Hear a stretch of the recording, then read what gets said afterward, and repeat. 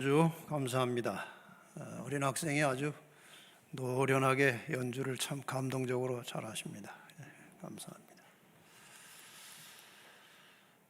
한 주간 동안 우리 토평교회 성도님들과 함께 하나님의 말씀을 나누게 되어서 먼저 하나님께 감사드리고 또 부족한 사람 초청해 주신 우리 목사님 또 장로님들 교회에 감사를 드립니다. 하나님의 말씀을 나누는 일에는 전적으로 성령의 역사가 절실하게 필요합니다.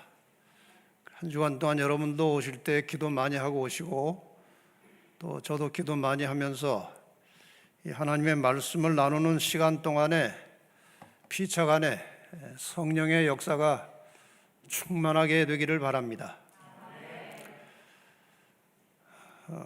전도회가 진행되는 동안에도 기도하시는 마음으로 참여하심으로 우리의 모든 시간 속에 은혜가 충만하게 임하시고 이번 한 주간 동안에 우리의 생각과 우리의 생활에 뭔가 새로운 변화가 조금이라도 일어나게 되기를 바랍니다.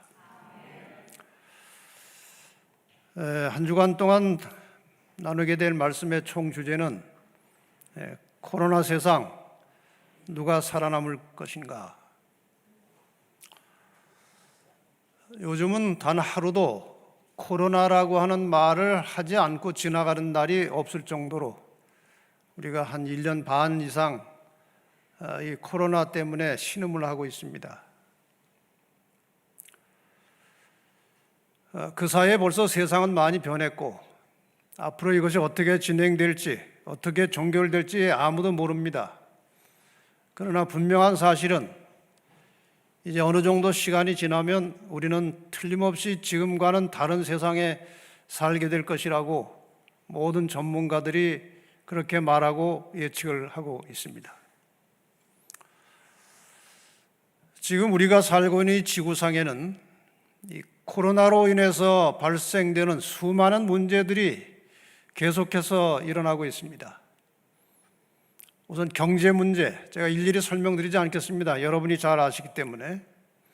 종교 문제, 정치 문제, 그리고 환경 문제, 또 인간 관계의 문제, 또 이념 사상의 문제, 교육의 문제, 그리고 도덕의 문제, 수많은 문제들이 쉴 새 없이 우리 주변에서 그리고 우리 생활 속에서 일어나고 있습니다.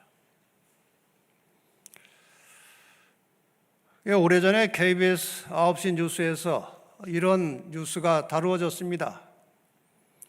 코로나19 이후의 세계에 대해서 세계적인 석학들은 어떻게 보고 있는가에 대한 뉴스였습니다. 여기에 대해서 유발 하랄이라고 하는 이 교수가, 이분은 히브리 대학 역사학과 교수고 또 우리 시대에 가장 영향력 있는 지성인이라고 자타가 공인하고 있습니다. 또 인류의 미래에 대해서 전문적인 강연을 많이 하는 분인데 코로나19 사태를 다룬 CNN과 BBC 인터뷰에서 이분이 한 말을 인용한 것입니다. 폭풍은 지나가고 인류는 살아남겠지만 우리는 다른 세상에 살 것이다. 지금과는 다른 세상이 올 것이다. 그 말이죠.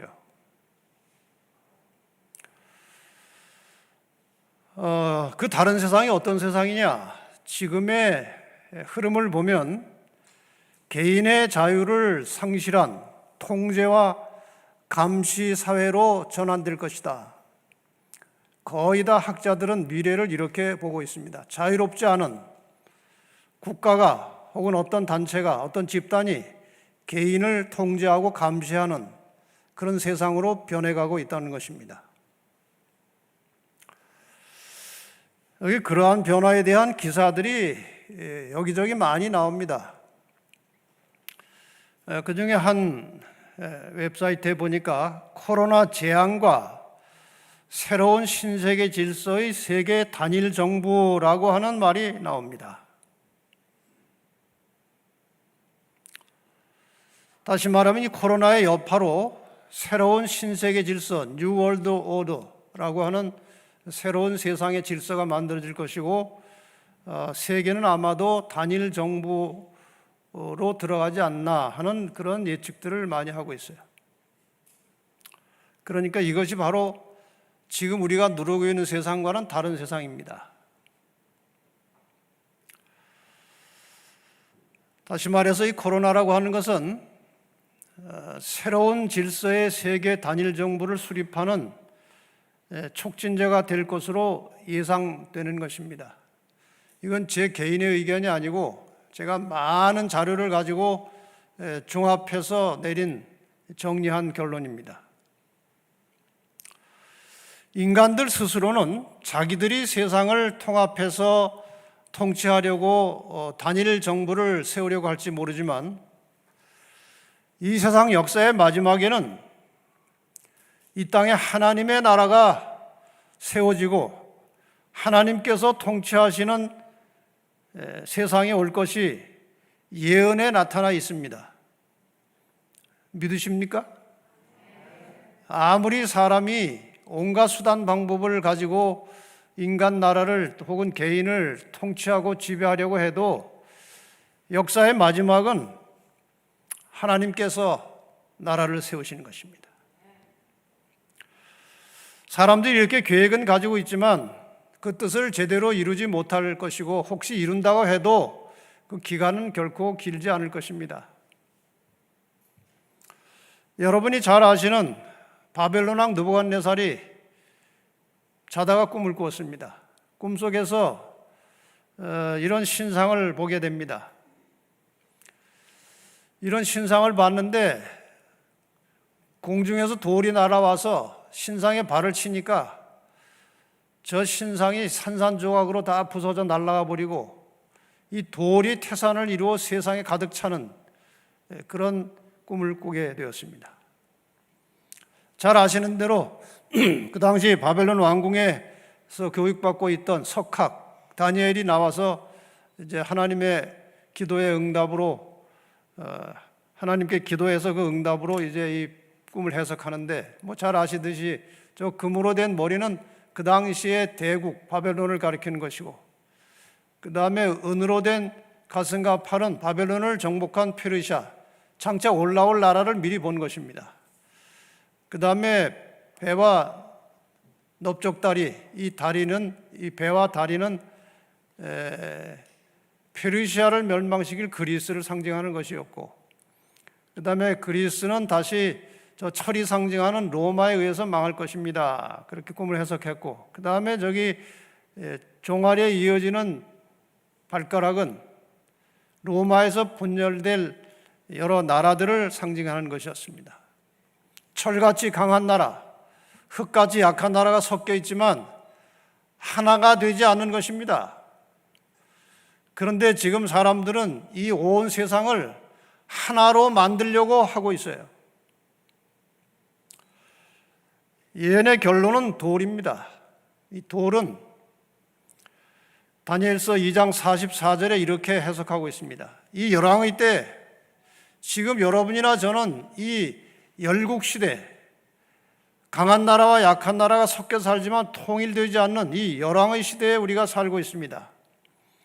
이때에 하늘에 하나님이 한 나라를 세우시리니 이 나라는 이것은 영원히 망하지도 아니할 것이요 그 국권이 다른 백성에게로 돌아가지도 아니할 것이요 도리어 이 모든 나라를 쳐서 멸하고 영원히 설 것이라. 영원한 하나님의 나라가 반드시 세워질 것입니다. 조만간, 먼 미래가 아니고 조만간 이 일이 일어날 것이 성경 예언으로 우리에게 가르쳐주고 있습니다. 저 돌은 그러니까 하나님께서 이 땅에 나라를 세우실 때에 그 온 세상을 뒤집어 엎고 이 땅에 재림하시는 예수 그리스도의 재림을 말하는 것입니다. 돌은 예수 그리스도를 상징하는 것입니다. 그러니까 이 예언 속에는 주전 605년 바벨론 시대로부터 재림 때까지의 마지막까지 모든 시대가 하나로 예언이 되어 있는 것이죠. 이번 한 주간 동안에 우리가 저 나라에, 저 하나님이 세우시는 나라에 과연 누가 들어가게 될 것인지, 어떻게 들어가게 되는 것인지, 저 하늘에 들어갈 사람들은 이 세상에서 어떻게 사는지, 이런 문제들을 주로 다루게 될 것입니다. 6일 동안의 제목을 미리 좀 말씀을 드리겠습니다. 첫째 날은 예수를 바르게 아십니까? 오늘 이 주제로 공부를 하겠습니다. 그 다음에 두 번째 날은 천지가 개벽하는 날이라는 주제로 예수님의 재림을 집중해서 다루겠습니다. 그 다음에 세 번째 날은 다시 태어날 수 있다. 다시 말해서 저 천지가 개벽하는 날 예수 그리스도께서 재림하실 때에 천국에 들어가는 자들은 물과 성령으로 거듭나야 된다고 말씀하셨습니다. 그래서 세 번째는 어떻게 사람이 거듭나서 하나님 나라에 들어갈 수 있는지 그 원리를 좀 공부하려고 합니다. 네 번째 날은 왜 일주일이 7일인가 라는 주제로 다시 태어나고 거듭난 그리스도인이 하나님께 예배 드릴 때 어느 날 예배 드리는 것이 정당한지 그 문제를 다룰 것입니다. 그 다음에 5일째는 진리가 너희를 자유케 하리라는 주제로 우리가 이 땅에서 거듭나서 하나님의 백성으로 살아갈 때 어떻게 살아야 되는지, 하늘에 가서 살 사람들은 이 세상에서 어떻게 살 것인지, 이런 문제를 구체적으로 좀 다루겠습니다. 그리고 마지막 날 6일째에는 지구의 천년 휴식과 인간 회복이라는 주제로 예수께서 재림하시면서 시작되는 천년간의 이 지구의 휴식, 또 하늘에서 일어날 사건들, 그리고 인간이 완전히 회복되는 장면에 대해서 공부하게 될 것입니다. 오늘 첫째 날 예수를 바르게 아십니까? 이런 주제로 말씀을 드리겠습니다. 예수를 그냥 아십니까가 아니고, 나름대로 아십니까가 아니고, 제대로 바르게 예수를 아십니까? 이런 주제로 오늘 말씀을 나누겠습니다.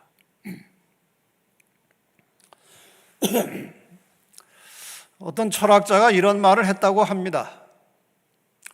인생이란 무덤으로 가는 많은 버스 안에서 서로 좋은 자리에 앉으려는 것과 같다.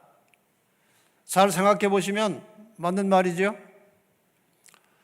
이 아이가 태어나서 결국은 어디로 갑니까? 무덤으로 갑니다. 그러니까 인생이라는 것은 지금 만원 버스 타고 무덤으로 가는 도중이고, 그 안에서 자리 좋은 곳 찾아서 앉으려고 애쓰는 것과 같다. 상당히 그럴듯한 이야기죠. 그런데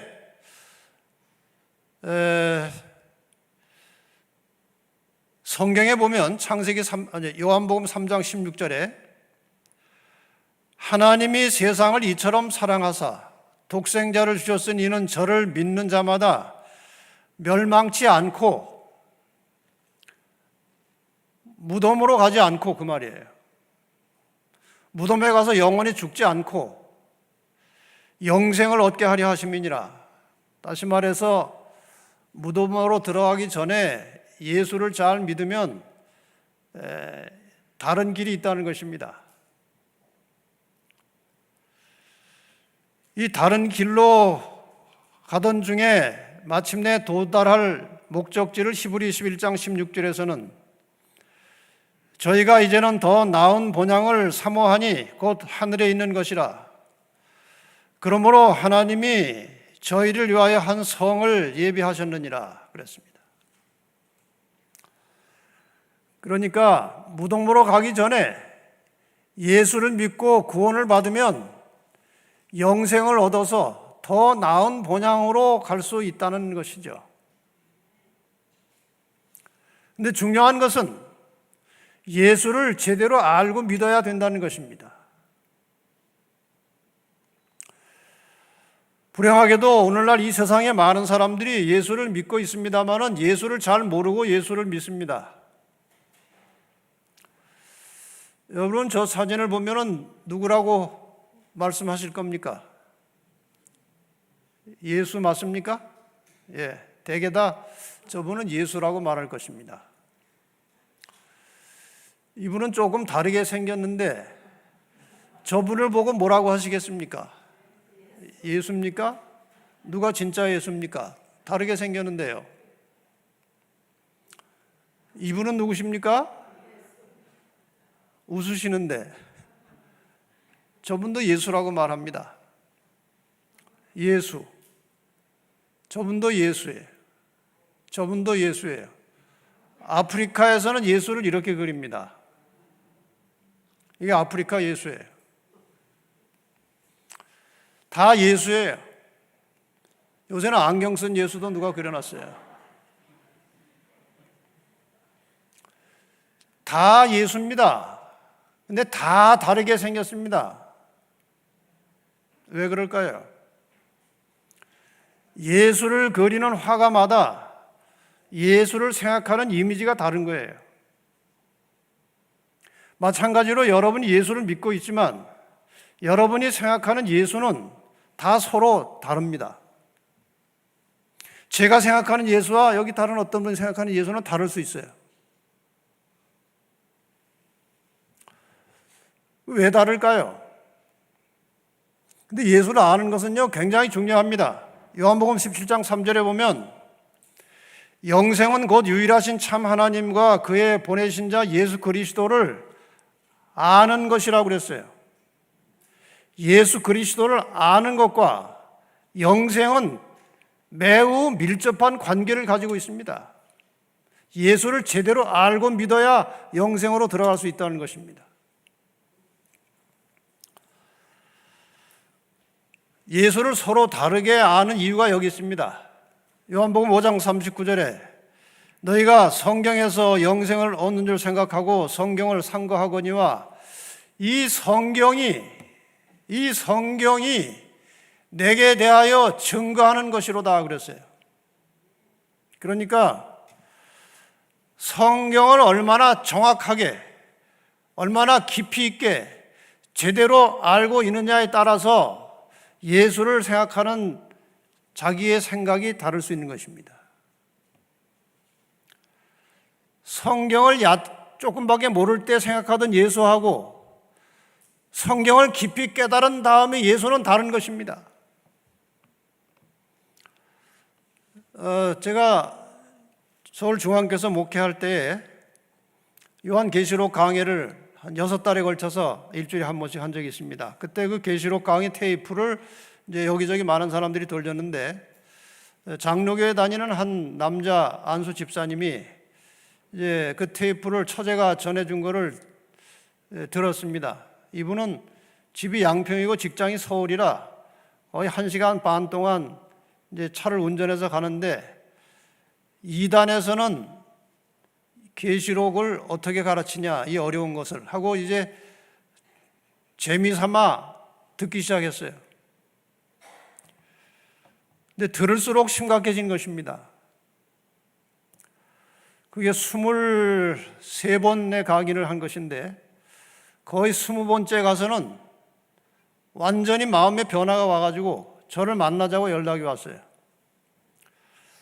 제가 이제 그분 처음 만났습니다. 그분 이런저런 몇 가지 질문을 했고 제가 이제 답을 다 드렸죠. 그분이 그때 한 말씀이 이제 제가 잊혀지지 않는 것입니다. 제가 요한계시록을 공부하기 전에 알던 하나님하고 요한계시록을 이렇게 공부하고 난 후에 깨달은 하나님이 다르네요. 왜 다릅니까? 그전에는 성경을 제대로 모르고 그냥 막연한 하나님을 믿었는데 성경을 제대로 알고 보니까 다른 하나님이더라 이거예요.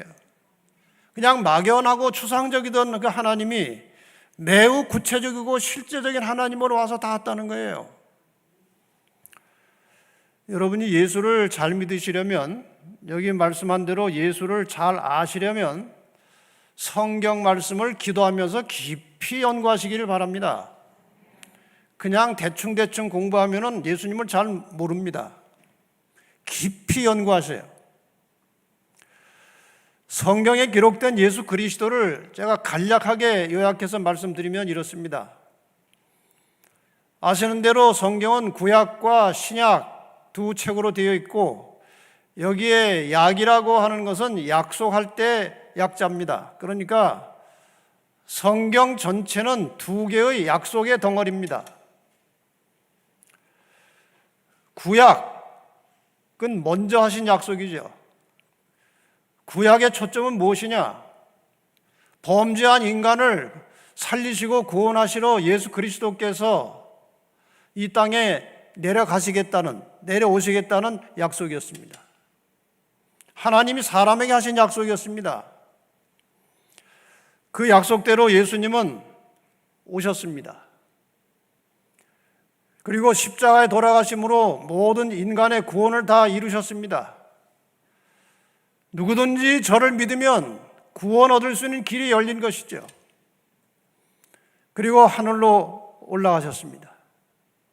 그냥 가버리신 게 아니고 다시 약속을 하고 가셨습니다. 무슨 약속하고 가셨습니까? 이게 신약입니다. 내가 다시 오겠다는 약속을 하고 가셨어요. 이 약속이 성취되는 날, 이 지구상의 모든 인류는 영원한 생명이냐, 영원한 멸망이냐가 결정될 것입니다. 인간의 영원한 운명이 여기서 결판이 나는 것입니다.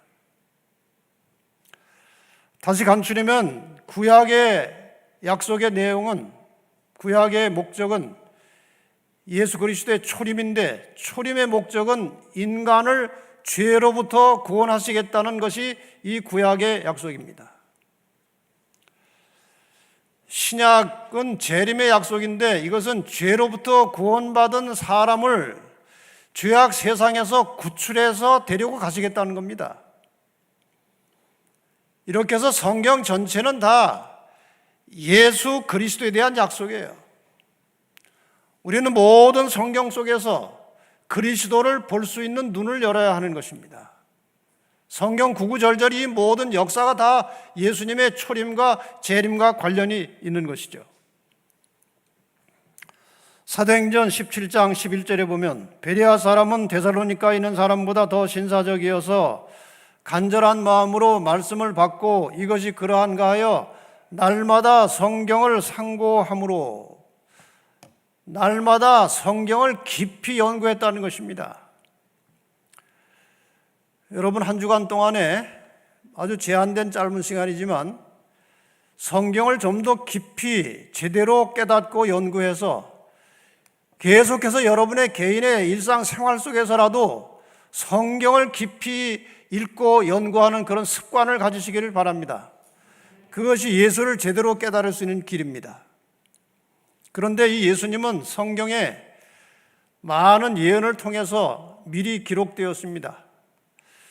이 성경에 기록된 예수님에 대한 예언 가운데 가장 최초로 나온 예언에 대한 말씀을 잠깐 드리겠습니다. 저 그림은 그저 화가가 상상해서 그린 그림이지만 여러 가지 의미를 담고 있습니다.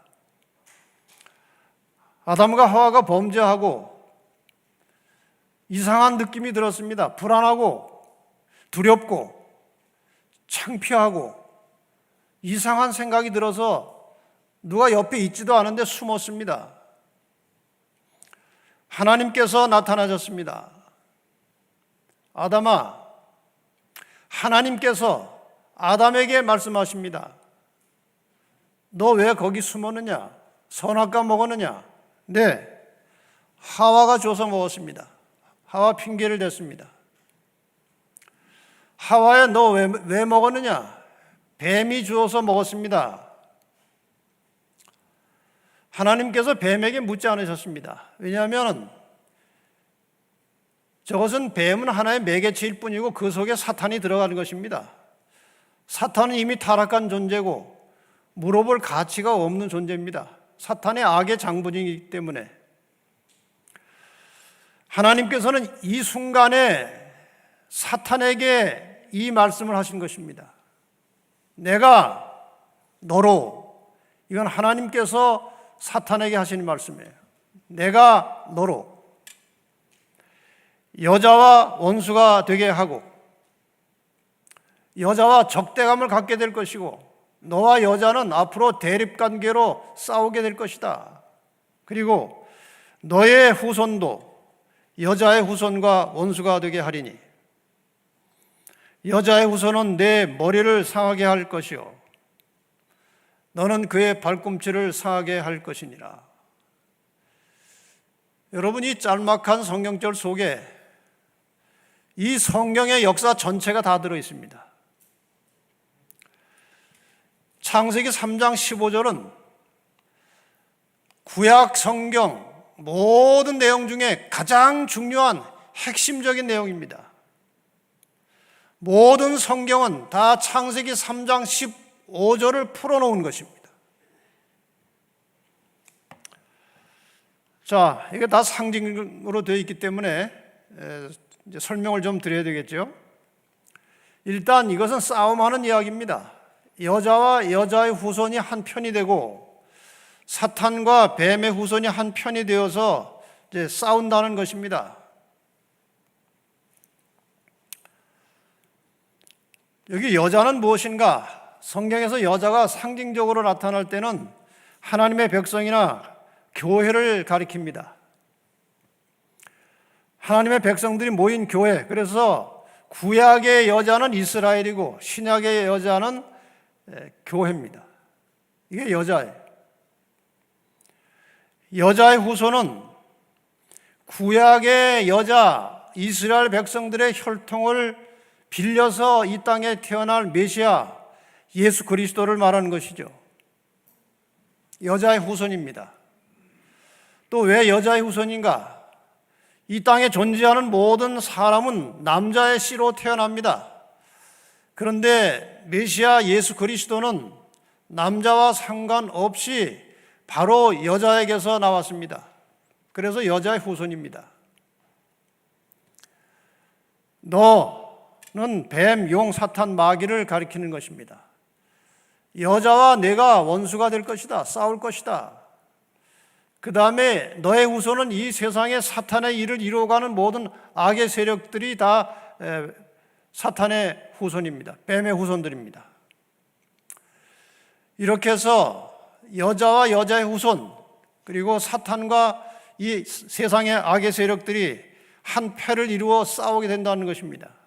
결론은 싸움의 결과는 여자의 후손은 발꿈치를 상했다는 것은 일시적인 상처를 입었다는 것이죠. 이것은 예수 그리스도의 십자가 죽음과 부활까지 상징하는 것입니다. 승천까지 포함해서 여자의 후손 예수 그리스도는 상처를 당하지만 그것은 영원한 상처가 아니고 일시적인 상처가 될 것을 말하는 것입니다. 반대로 머리가 상한 것은 영원한 멸망을 가리키는 것입니다. 이 악의 세력과 선의 세력이 싸울 것인데 결과적으로 악의 세력은 영원히 멸망할 것이고 선의 세력 예수 그리스도는 십자가에 돌아가실 것을 예언하고 있는 것입니다. 여기 이 그림은 상당히 의미 있게 그려놓은 그림이에요. 여자의 후손은 내 머리를 상하게 할 것이고 너는 그의 발꿈치를 상하게 할 것이라. 일단 우리가 이 뱀은 머리를 상해야 죽습니다. 머리를 밟아야 꼼짝을 못합니다. 여자의 후손이 발로 이 뱀의 머리를 밟으려고 하니까 뱀이 막 이렇게 저항하면서 살짝 물었나 봐요. 그래서 저 그림이 상당히 의미 있는 그림이에요. 이렇게 예언된 여자의 후손 예수 그리스도가 마침내 세상에 내려오셨습니다. 에덴 동산 어느 구석에서 하나님께서 뱀에게 하신 말씀, 여자의 후손이 갈 것이고 너는 그의 발꿈치를 물 것이고 그는 너의 머리를 상하게 할 것이라는 예언이 선포된 지 대략 4,000년의 세월이 흐른 다음에 이 지상에 예수님께서 드디어 오셨습니다. 태어나자마자 죽이려고 했습니다. 그러나 이미 죽지 않을 것이 예언되어 있었습니다. 그냥 다칠 뿐이지 죽지는 않는 것입니다. 예수님의 생애를 지금 상세하게 설명할 시간이 없습니다만은 일단 대표적인 성경절 하나 보겠습니다. 이 예수님이 나중에 이제 성장하신 후에 성인이 되셔서 하신 일들을 요약해 놓은 성경절이 마태복음 4장 23절입니다. 예수께서 온 갈릴리에 두루다니사 저희 회당에서 가르치시며 천국 복음을 전파하시며 백성 중에 모든 병과 모든 약한 것을 고치시니, 여기 노란 글자로 되어 있는 것들은 다 동사입니다. 활동을 말하는 것입니다. 가르치시며 전파하시며 고치셨다. 이게 예수님께서 하신 종합적인 전인 회복 사역입니다. 인간의 양심을 깨우시고 인간의 도덕을 바로 세워주시고 인간을 인간답게 살 수 있는 길들을 가르쳐 주시면서 동시에 천국 복음을 전파하셨다는 것은 하나님과 올바른 관계를 맺도록 중개 역할을 하신 것입니다. 하나님과 사람을 연결시켜 주신 것입니다. 그러면서 많은 사람들을 고쳐주셨습니다. 이렇게 해서 도덕적으로 또 영적으로 육체적으로 병든 자들을 종합적으로 치료하시고 회복해 주신 분이 예수 그리스도이십니다. 예수님은 죄를 짓지 않으셨습니다. 평생 동안 남을 위해서 사셨습니다. 철저한 희생과 헌신의 삶을 사셨습니다. 그럼에도 불구하고 예수 그리스도는 십자가형을 받고 돌아가셨습니다. 이제 예수님께서 십자가에 돌아가시는 장면을 잠깐 영상으로 보겠습니다. 온 우주의 왕이신 예수님께서 이 땅에 내려오셔서 인간들에게 모욕과 조롱을 받으셨습니다. 심판자이신 주님께서 죄인들에게 억울한 재판을 받으셨습니다. 불쌍한 죄인들을 찾아다니며 사랑과 봉사를 베푸시던 그분의 손과 발에 날카로운 못이 박혔습니다. 옆구리도 창에 찔려서 주님은 많은 피를 흘리셨습니다. 그 무고하신 분이 왜 그처럼 큰 수치와 고통을 당하셔야 했습니까? 우리의 죄를 용서하시고 우리를 구원하시기 위하여 우리 대신 죽음의 고통을 당하신 것입니다. 우리를 살리시기 위하여 그분이 돌아가셨습니다. 그분은 하늘에서 내려오신 사랑이셨습니다. 구원자이셨습니다. 그분은 인간의 모든 죄짐을 짊어지시고 그 고통이 너무 심해서 마침내 심장이 파열되어서 돌아가셨습니다. 이것은 로마의 병정들이 죽인 것이 아니고 여러분과 제가 가지고 있는 죄가 예수 그리스도를 죽인 것입니다. 아무 죄 없으신 분이 이렇게 십자가에 달려 돌아가셨습니다. 로마서 5장 8절은 이렇게 말합니다. 우리가 아직 죄인 되었을 때 그리스도께서 우리를 위하여 죽으심으로 하나님께서 우리에 대한 자기의 사랑을 확증하셨느니라. 여러분, 저 십자가에 매달려 있는 예수 그리스도를 매일 생각하시기를 바랍니다. 왜 하늘의 하나님이 그 모든 영광을 버리시고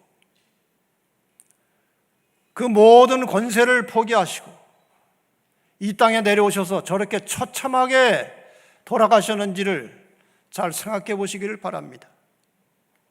내 죄 때문에, 내 죄를 해결하고 나를 구원하시기 위해서 예수님께서 저렇게 돌아가신 것입니다. 예수를 깊이 생각하라고 하는 말씀 속에는 그분이 십자가에 매달려 돌아가시는 장면을 깊이 생각해 보라고 하는 의미가 담겨져 있는 것입니다. 왜 돌아가셨는지. 이사야 53장 5절과 6절에는 그가 찔림은 우리의 허물을 인하며 그가 상함은 우리의 죄악을 인함이라. 그가 징계를 받음으로 우리가 평화를 누리고 그가 채찍에 맞음으로 우리가 나음을 입었도다. 우리는 다 양 같아서 그릇 행하여 각기 제 길로 갔거늘 여호와께서는 우리 무리의 죄악을 그에게 담당시키셨도다. 광야에서 이스라엘 백성들이 뱀에 물려 죽어가고 있을 때 하나님께서 모세에게 말씀하셨습니다. 구리뱀을 장대에 매달아, 구리뱀을 만들어서 장대에 매달아 그것을 보게 하라. 그러면 살 것이다. 그 구리뱀은 예수 그리스도를 상징하는 것이었습니다. 그런데 예수를 상징하는 동물은 양입니다. 그런데 광야에서 왜 예수 그리스도는 구리뱀의 모습으로 나타났습니까? 우리의 죄를 대신해서 그분이 죄가 되신 것입니다. 십자가의 저 모습은 우리 죄를 대신 짊어지신 죄를 말하는 것입니다. 그분이 죄가 되셔서 돌아가신 것입니다. 우리를 살리시기 위해서, 우리를 구원하시기 위해서 그렇게 하신 것입니다. 일본에서 꽤 오래전에 있었던 이야기입니다. 이것은 실화라고 제가 일본 어떤 목사님에게 직접 전해 들었습니다. 한 신실한 기독교 청년이 한 여청년과 교제를 하면서 이제 결혼을 앞두고 그 여청년의 집에 방문을 가게 되었습니다. 그런데 이 여청년의 집은 아주 산골에 있었습니다. 기차를 타고 꽤 멀리 가는 그런 길이었습니다. 근데 기차가 약간 경사진 비탈을, 많은 경사가 아니겠습니다만 약간 경사진 비탈을 이제 기차가 올라가고 있었습니다. 근데 어느 한 순간에 저 기차를 연결하고 있던 고리 하나가 풀려서 뒷부분의 기차 몇 량이 뒤로 가는 것입니다. 경사가 약간 졌기 때문에 뒤로 서서히 가지만 이에 가속도가 붙으면 이제 거기 탄 사람들은 다 죽는 겁니다. 이 청년이 이 장면을 본 것입니다. 자기도 거기에 포함이 돼 있었어요. 그런데 만약에 이걸 그대로 두면은 많은 사람이 이제 희생을 당할 것을 이 청년이 알고 기독교의 희생 정신을 발휘해서 기차에 내려가지고 빨리 뛰어 내려가서 기차의 맨 뒤에 가서 누웠습니다. 어떻게 되는지 상상이 가실 것입니다. 이 청년은 아주 심한 상처를 입고 죽었습니다. 그러나 기차는 멈췄고 그 안에 있던 많은 사람들은 이 청년 때문에 살았습니다.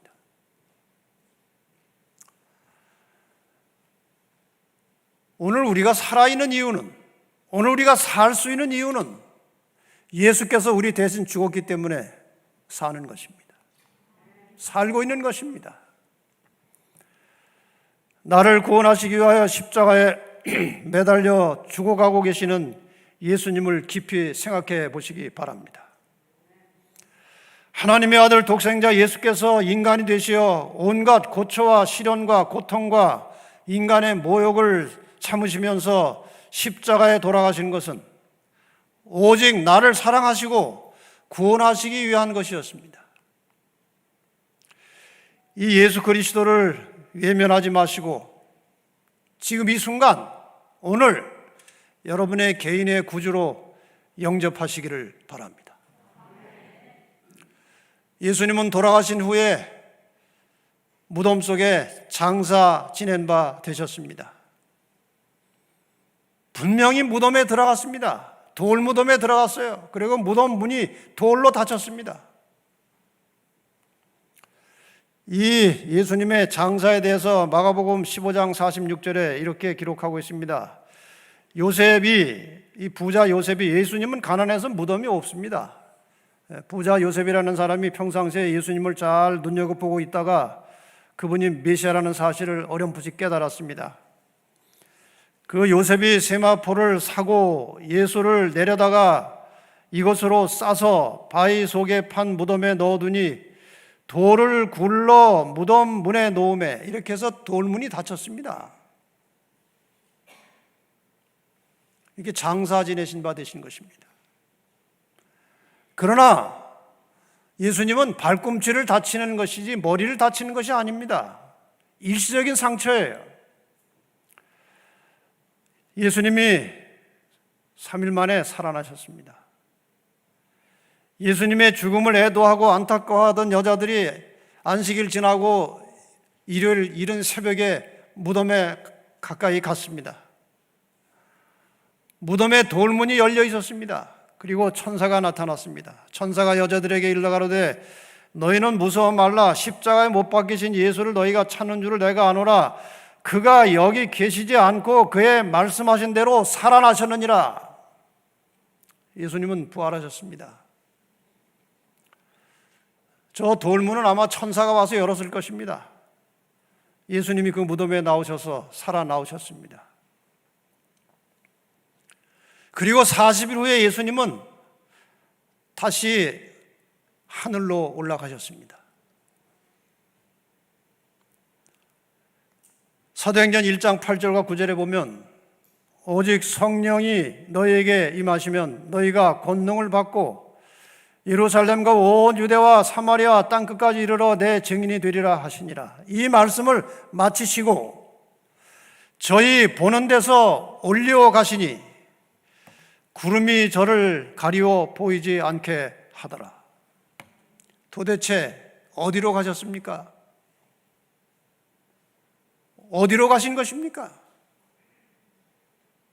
내 아버지 집, 원래 계시던 주님의 집이 있었습니다. 하늘에 있습니다.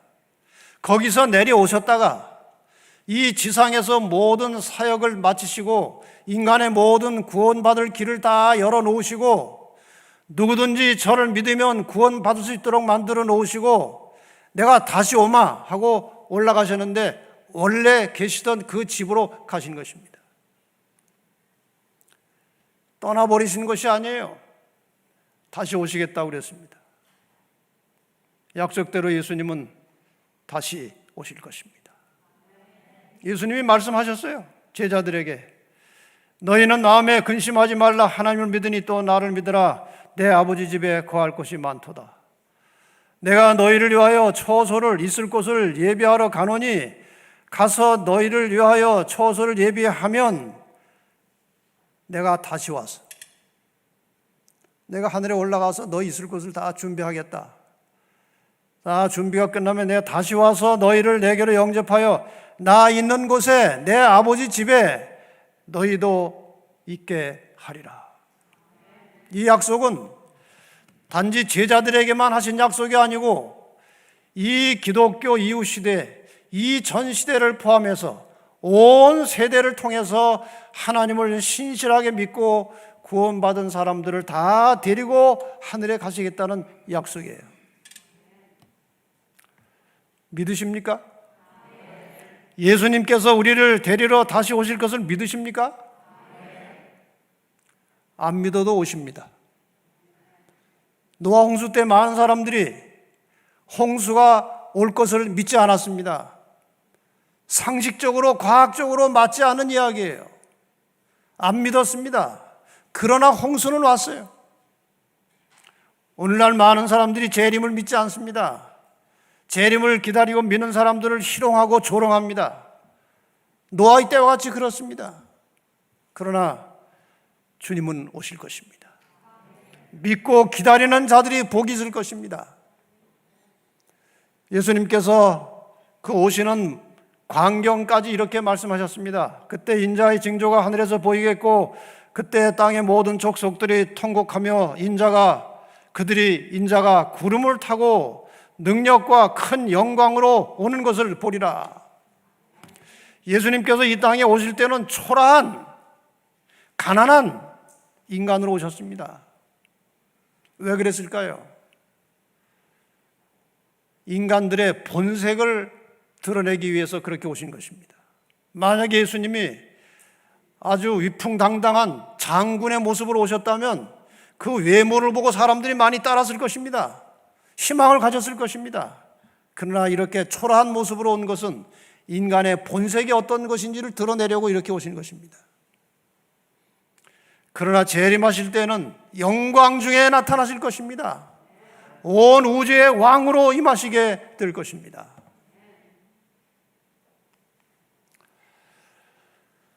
히브리 9장 28절에는 예수님의 초림과 재림을 동시에 이렇게 설명하고 있습니다.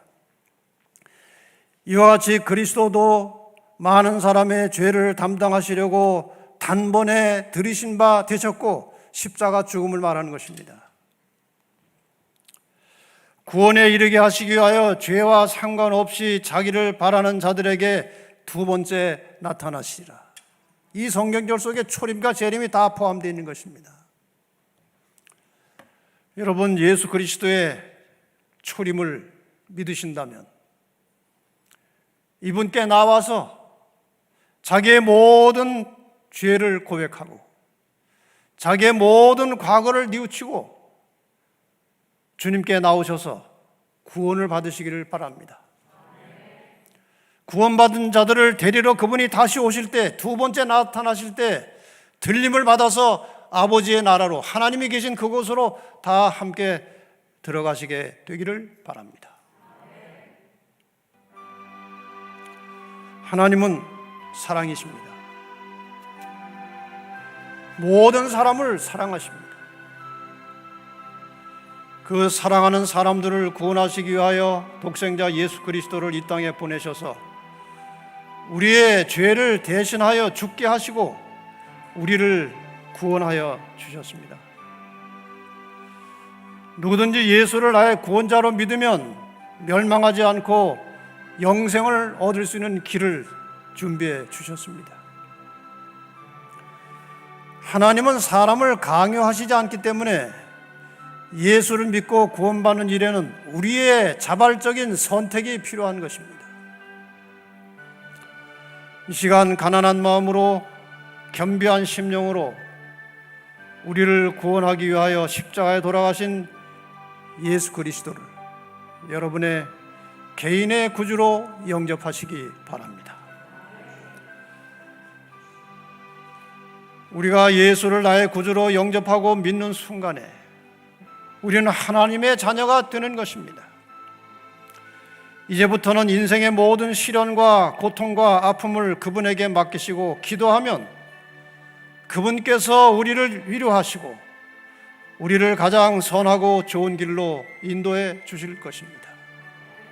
이 저녁에 여러분, 먼저 예수를 믿던 분들 다시 한번 예수를 깊이 생각하시기를 바랍니다. 아직 예수를 개인의 구주로 영접하는 경험이 없으신 분들은 이 시간에 겸비한 심령으로 가난한 마음으로 예수 그리스도를 여러분의 구주로 마음속에 영접하시기를 바랍니다. 이제 우리 다 같이 일어나셔서 이 찬미를 부른 후에 제가 기도하고 마치겠습니다. 다 같이 일어나셔서 이 찬미를 부르겠습니다.